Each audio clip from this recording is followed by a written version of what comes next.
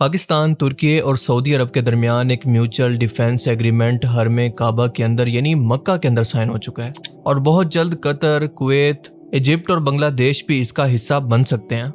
آپ اچھی طرح سے جانتے ہیں کہ ان دو لوگوں کی وجہ سے مڈل ایسٹ کا پورا خطہ جنگ اور تباہی کا منظر پیش کر رہا ہے، لیکن کہتے ہیں نا کہ دیر آئے لیکن درست آئے۔ بالکل وہی ہوا ہے، کیونکہ ان دونوں نے مسلم ملکوں کو تباہ کرنے کے لیے ایک اسٹریٹجی بنائی ہوئی تھی کہ ڈیوائیڈ اینڈ رول، یعنی توڑو اور راج کرو، یعنی ان کو تقسیم کرو تاکہ یہ کبھی بھی ایک طاقت نہ بن سکیں۔ اور یہ ڈیوائیڈ اینڈ رول چاہے شیعہ سنی مسلک کی فرقہ واریت کو ہوا دے کر ہو، یا پھر عرب اور نان عرب کی نسل پرستی کی وجہ سے ہو، یا پھر خطے کی سپر پاور بننے اور ایک دوسرے پر حملے کا خوف دلا کر۔ دیکھیں، آپ لوگ بھی اس بات سے اتفاق کریں گے کہ آج اگر ایران اور سعودی عربیہ اور باقی مسلم ملک مسلمان ہو کر بھی ایک دوسرے کے قریب نہیں آ رہے، تو کہیں نہ کہیں پر اس کی وجہ سنی شیعہ اختلافات بھی ہیں۔ آپ ذرا سوچیں کہ اگر عرب ملکوں نے، سنی عرب ملکوں نے عراق، شام، ایران، فلسطین کو تباہ ہونے کے لیے چھوڑ دیا، تو کہیں نہ کہیں پر اس کے پیچھے یہ اختلافات تھے، اور مسلمانوں کی اسی کمزوری کا، اسی اختلافات کا فائدہ اٹھا کر اس ناجائز ریاست نے میڈیا کے اندر پروپیگنڈا کیا اور انٹرنیشنل پولیٹکس کے اندر اس کو خوب ہوا دی۔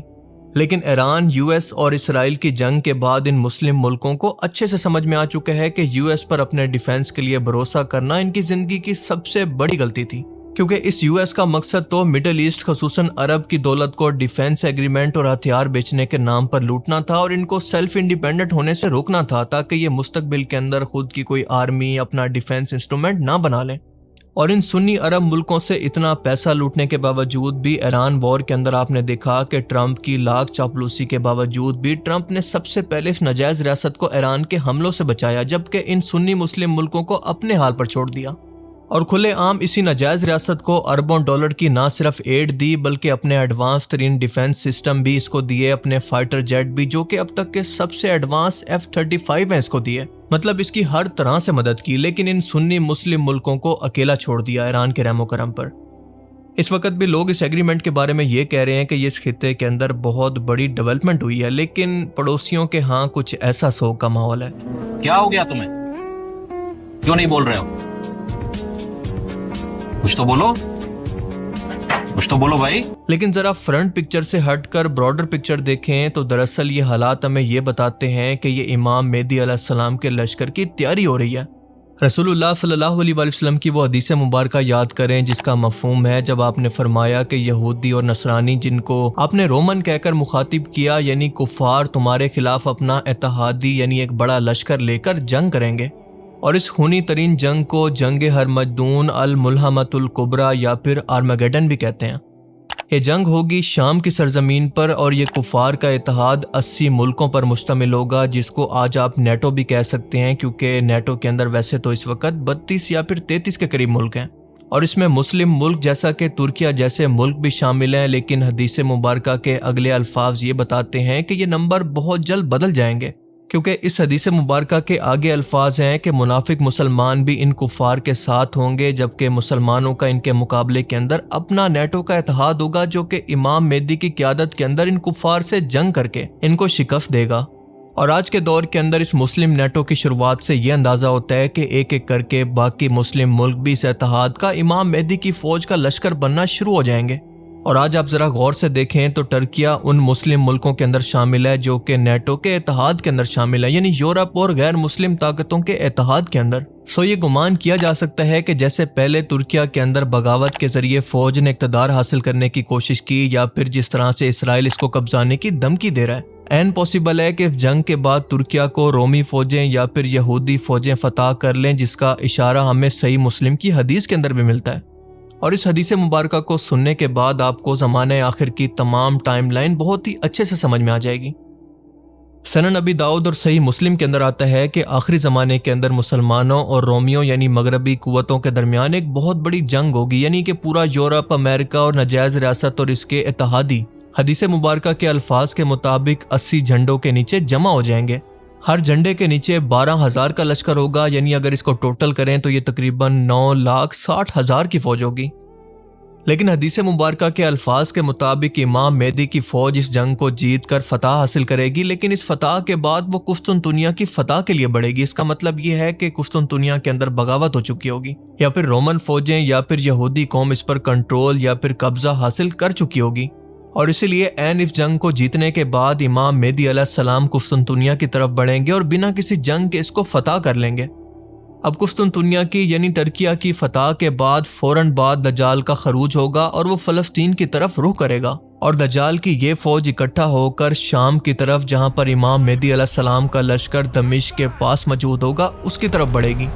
مسلمانوں کے لشکر کا محاصرہ ہو جائے گا کیونکہ دجال کا لشکر تعداد کے اندر اتنا بڑا ہوگا کہ مسلمان ایک جگہ پر محصور ہو کر یا پھر بند ہو کر رہ جائیں گے۔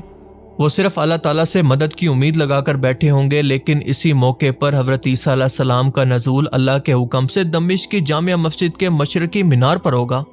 وہ امام مہدی علیہ السلام کی اقتداء کے اندر نماز پڑھیں گے تاکہ باقی دنیا کو یہ پیغام دے سکیں کہ وہ کوئی خدا نہیں ہے اور نہ ہی کوئی پیغمبر بن کر اپنی شریعت لے کر آئے ہیں، بلکہ محمد رسول اللہ کی شریعت پر عمل کرنے کے لیے آئے ہیں۔ نماز سے فارغ ہو کر وہ دیکھیں گے کہ یہود و نصارہ اور منافق مسلمان جو کہ دجال کے پیروکار ہوں گے، دجال کی فوج کا حصہ ہوں گے، بہت بڑا لشکر لے کر حملے کے لیے تیار کھڑے ہوں گے۔ اب ایک بات یہاں پر سمجھنا بہت ضروری ہے کہ یہود و نصارہ کے اندر بھی بہت سارے لوگ ایسے ہوں گے جو کہ دجال کے لشکر کا حصہ نہیں بنیں گے، صرف وہ بنیں گے جو کہ اس کے گمراہی اور فتنے کا شکار ہوں گے۔ جبکہ ان مسلمانوں کے بارے میں جو کہ حضرت عیسیٰ علیہ السلام کی فوج کا حصہ ہوں گے، حدیث میں آتا ہے کہ وہ روئے زمین کے سب سے بہترین لوگ ہوں گے جو کہ دجال کی فوج کے خلاف جنگ کریں گے۔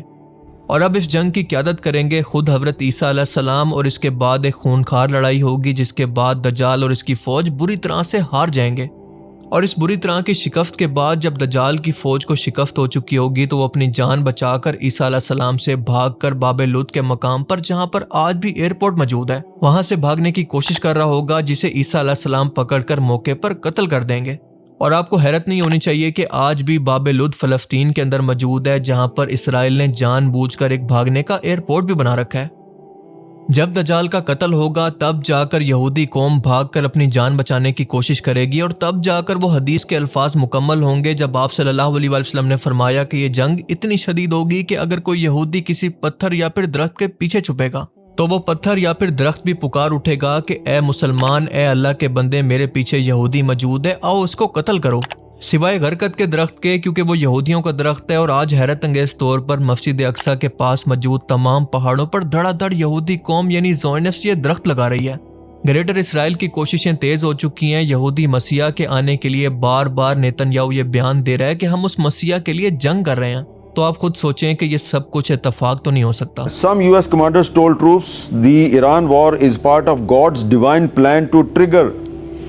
Armageddon، جو کہ ایک مذہبی جنگ کا انگلش نام ہے۔ آپ جانتے ہیں کہ سعودیہ کے پاس پیسہ ہے تو پاکستان کے پاس ٹرینڈ ملٹری، اچھے پائلٹس اور اس کے علاوہ انٹیلیجنس اور سب سے بڑھ کر نیوکلیئر پاور کی صلاحیت موجود ہے، تو ترکیہ کے پاس ٹیکنالوجی، لیٹسٹ ٹیکنالوجی اور ڈرونز کی طاقت موجود ہے۔ لیکن اہم بات یہ ہے کہ اس ایگریمنٹ کے اندر کہیں پر بھی نیوکلیئر امبریلا کا ذکر نہیں ہے کہ پاکستان ان دونوں ملکوں کو اپنے نیوکلیئر ہتھیار یا پھر ڈیفنس کے طور پر بھی دے گا۔ اب ویسے تو اس ایگریمنٹ کی تیاری 1 سال سے ہو رہی تھی، لیکن حال ہی میں اس کو مکہ کے اندر اس لیے سائن کیا گیا تاکہ یہ دونوں ملک یعنی کہ پاکستان اور ترکیہ اس معاہدے کی پاسداری کریں گے، اس لیے کیونکہ یہ اللہ کے گھر کے اندر بیٹھ کر یعنی مکہ کی سرزمین پر جو کہ سب سے زیادہ مقدس جگہ ہے اس پر بیٹھ کر سائن کیا گیا۔ پر سب سے امپورٹنٹ سوال یہ ہے کہ ایران اس معاہدے پر کیسے ریئیکٹ کرے گا، اور دوسرا سوال کہ اگر سعودیہ اپنی بیسز دوبارہ سے ایران پر اٹیک کرنے کے لیے یو ایس کو دیتا ہے تو کیا پاکستان اپنے برادر ملک پر بھی حملہ کر دے گا؟ انڈیا کا یعنی مدر لینڈ کا رسپانس اس پر کیا ہوگا، اور کل کو اگر وہ پاکستان پر حملہ کر دے تو کیا ترکیہ اور سعودیہ سے بھی اس کو لڑنا ہوگا؟ سعودیہ کے پرانے دوست یعنی یو اے ای کا کیا ہوگا جو کہ اس وقت اسرائیل کا اتحادی ہے؟ یہ بہت ہی اہم سوال ہے اس وقت۔ سب سے پہلے بات کرتے ہیں ناجائز ریاست کی کہ اس معاہدے کے بعد اس کا کیا حال ہوگا۔ دیکھیں، آپ سب لوگ اچھی طرح سے جانتے ہیں کہ یہ ناجائز ریاست صرف اپنی چودراہٹ اس خطے کے اندر قائم کرنا چاہتی ہے، ان کو قبضانا چاہتی ہے، لیکن سارے کے سارے ریسورسز اور پیسہ برباد کرنا چاہتی ہے یو ایس کا۔ مطلب آسان الفاظ کے اندر کہ کندھا بھی یو ایس کا ہو، گن بھی اس کی ہو، گولی بھی اس کی ہو، چلائے بھی وہ، لیکن اس کا فائدہ صرف اور صرف اس ناجائز ریاست کو مل جائے۔ لیکن آپ سب لوگ اچھی طرح سے جانتے ہیں کہ ایران جنگ کے بعد یو ایس اس چیز سے تھک چکا ہے، اس کے ملک کے اندر بغاوتیں ہو رہی ہیں، اس کی اکانومی گر رہی ہے اور وہ مزید اس جنگ کو نہیں لڑ سکتا۔ مطلب یو ایس کو بھی سمجھ آ چکی ہے کہ اس جنگ کو لڑنے کا اس کے پاس کوئی مقصد ہی نہیں ہے سوائے اس کے کہ اپنے فوجیوں کو قربان کرے، اپنا پیسہ اور وقت برباد کرے اور ہر طرح کی قربانی وہ دیتا رہے۔ اور اسی لیے اس بے مقصد کی جنگ سے باہر نکل کر وہ چائنا اور اس کے بعد رشیا کے اوپر نظریں گڑا کر وہاں پر اپنا انفلوئنس بڑھانا چاہتا ہے۔ مطلب یو ایس کا مقصد اور ہے، لیکن اگر اسرائیل کا مقصد اور اس کی لائن دیکھیں تو وہ بالکل الگ ہے، کیونکہ وہ ان جنگوں سے گریٹر اسرائیل بنانا چاہتا ہے، نہ کہ یو ایس کی پروکسی بن کر اس کا کنٹرول قائم کرنا چاہتا ہے۔ اس ناجائز ریاست کا مقصد یہ نہیں ہے کہ اس خطے کے اندر امریکہ کا تسلط قائم کرے، بلکہ اس کا مقصد یہ ہے کہ آس پاس کے ملکوں پر حملہ کرے، ان کو کمزور کرے اور یہاں پر اپنا گریٹر اسرائیل تعمیر کرے۔ مطلب وہ اس خطے کے اندر یو ایس کی پروکسی بن کر نہیں رہنا چاہتا، بلکہ اس کے اپنے مقاصد ہیں۔ اس لیے اگر آپ کو لگتا ہے کہ یہ الائنس اور ایگریمنٹ یو ایس کی مرضی کے بغیر ہو رہے ہیں تو یہاں پر آپ غلط ہیں، کیونکہ یو ایس کے ان تینوں ملکوں سے اچھے تعلقات ہیں۔ وہ تو اندر سے خود یہ چاہتا ہے کہ اسرائیل کو کاؤنٹر کرنے کے لیے اپنے خرچے پر یہ ملک آپس میں مل جائیں، تاکہ تمام ریسورسز ان کے خرچوں، اور اسرائیل کا انفلوئنس بھی اس پورے خطے کے اندر اگر امریکہ کا نہیں ہے تو اس کا بھی نہ ہو۔ مطلب وہ چاہتا ہے کہ پرائی جنگوں کے اندر اپنی اکانومی کو کیوں تباہ کرے، جو کہ اس نے پہلے غلطی کر کے اس ناجائز ریاست کے لیے تباہ کر بھی لیا ہے۔ اور ایران بھی اس بات کو اچھی طرح سے جانتا ہے، اور یہی وجہ ہے کہ وہ ظاہری طور پر تو اس ایگریمنٹ سے ناراض ہے، لیکن اندر سے وہ بھی اس کے مخالفت نہیں کر رہا، کیونکہ وہ کہتا ہے کہ امریکہ کی بیسس تو اس خطے کے اندر وہ صفایا کر چکا ہے، ختم کر چکا ہے، جس کی وجہ سے اسرائیل کا راستہ تو صاف ہو گیا ہے گریٹر اسرائیل کا۔ لیکن اب اس کے بعد یو ایس بھی یہ نہیں چاہتا کہ ناجائز ریاست کا اس خطے پر اس کی مرضی کے بغیر قبضہ ہو جائے۔ اور اگر مدر لینڈ کی بات کریں تو آپ جانتے ہیں کہ وہ ایران جنگ کے اندر بھی کس طرح سے صرف فادر لینڈ کی سپورٹ کرتی رہی۔ It's their fatherland and India their motherland. اب اگر یو اے ای کی بات کریں تو آپ اچھی طرح سے جانتے ہیں کہ کس طرح سے اسرائیل کے اتحادی کے طور پر اس نے بری طرح سے ایران وار کے اندر سفر کیا ہے، اور آپ یہ بھی جانتے ہیں کہ ابراہیم اکارڈ کی وجہ سے اس نے باقی مسلم ملکوں سے خود کو پہلے الگ کر لیا تھا، ابراہیم اکارڈ کو ایکسیپٹ کرنے کی وجہ سے۔ لیکن اگر ابھی کی بات کریں تو مڈل ایسٹ کے اندر یو ایس کی بیسس ختم ہونے کے بعد، اس کا انفلوئنس ختم ہونے کے بعد، وہ بھی ایک ٹائم پر آ کر مجبور ہو جائے گا اس ایگریمنٹ کا حصہ بننے کے لیے، بس ٹائم کی بات ہے۔ بس اس ایگریمنٹ کے بعد کمی ہے تو ایران کے ساتھ بھی ایک ایگریمنٹ کرنے کی، جس کے اندر پاکستان اپنے ہمسائے ایران کو یہ یقین دلوائے کہ آپ کے خلاف کوئی بھی اگر ایگریشن یوز ہوگا، کوئی بھی ملک آپ پر حملہ کرے گا تو ہم اس کی سپورٹ نہیں کریں گے، یا پھر ایران کو بھی اس ایگریمنٹ کے اندر جتنا جلدی ہو سکے شامل کیا جائے۔ لیکن میں نے اوپر ایکسپلین کیا کہ یو ایس یہ کبھی بھی نہیں ہونے دے گا، اور یہ یو ایس کی مرضی کے بغیر ہو بھی نہیں سکتا۔ لیکن سچ یہ بھی ہے کہ امریکہ کے آشرواد سے شروع ہونے والا یہ ایگریمنٹ آگے جا کر خود اس کے لیے گلے کی ہڈی بننے والا ہے، بالکل اس طرح سے جیسا کہ نمرود کے لیے مچھر جا کر بنا تھا، کیونکہ اس ایگریمنٹ کے بعد امن کے اس دور کا آغاز ہوگا جو کہ آگے جا کر مسلم نیٹو کی بنیاد بنے گا، جو کہ شاہ فیصل اور ان سے پہلے سلطان عبدالحمید کا خواب رہ چکا ہے۔ لیکن دوسری طرف اگر ابھی بھی نیتن یاہو کی تقریروں کے لفظوں پر غور کریں تو آپ کو سمجھ میں آ جائے گا کہ یہ بندہ ابھی بھی شیعہ سنی فرقہ واریت کو ہوا دے کر ان ملکوں کو آپس میں لڑوانے کی اور ان کے اتحاد کو توڑنے کی کوشش کرے گا۔ ایون کہ اپنی ایک تقریر کے اندر وہ کھلے عام کہتا ہے کہ اس خطے کے اندر شیعہ اور سنی دو طاقتیں یعنی دو بلاک بننے جا رہے ہیں، اور ہم دونوں سے لڑنے کے لیے بالکل تیار ہیں۔ وہ مزید کہتا ہے کہ اس جنگ کے اندر گریس، سائپرس، یو اے ای اور انڈیا ہمارے ساتھ ہیں۔ ایون کہ انڈین میڈیا بھی آج فرقہ واریت کو ہوا دینے کے لیے اس ایگریمنٹ کو سنی نیٹو کے نام سے چھاپ رہا ہے۔ پر یہ لوگ جتنا بھی پروپیگنڈا کر لیں، جتنی بھی سازشیں کر لیں، آپ یاد رکھیں کہ اللہ پاک قرآن کریم کے اندر یہ فرماتا ہے کہ یہ لوگ اپنی تدبیریں کر رہے تھے، لیکن اللہ اپنی تدبیر فرما رہا تھا، اور اللہ سب سے بہترین تدبیر فرمانے والا ہے۔ دنیا کا کوئی بھی میڈیا ہو، چاہے وہ جتنا مرضی پروپیگنڈا کر لے، ابراہیمک معاہدے کا دھوکہ دے لے، یا پھر انٹرنیشنل پولیٹکس کے اندر جتنی بھی سازشیں کر لیں، اللہ کا فیصلہ بالکل اٹل ہے کہ اگر تم اللہ کی رسی کو مضبوطی سے تھامے رکھو گے، ایک بن کر رہو گے، تو کامیابی تمہارا مقدر بنے گی، کیونکہ اللہ نے لکھ دیا ہے، کیونکہ اللہ فرماتا ہے کہ یقیناً میں اور میرے رسول ہی ہمیشہ غالب رہیں گے۔ بے شک اللہ تعالیٰ بڑی قوت والا، غالب آنے والا ہے۔ باقی آپ اس ایگریمنٹ کے بارے میں کیا سوچتے ہیں؟ اپنی قیمتی رائے کا اظہار کمنٹ سیکشن میں ضرور کیجیے گا۔ آپ اگر چاہیں تو ہمارے واٹس ایپ گروپ کو بھی جوائن کر سکتے ہیں اس QR کوڈ کو سکین کرنے کے بعد۔ Thanks for watching this video. اللہ حافظ۔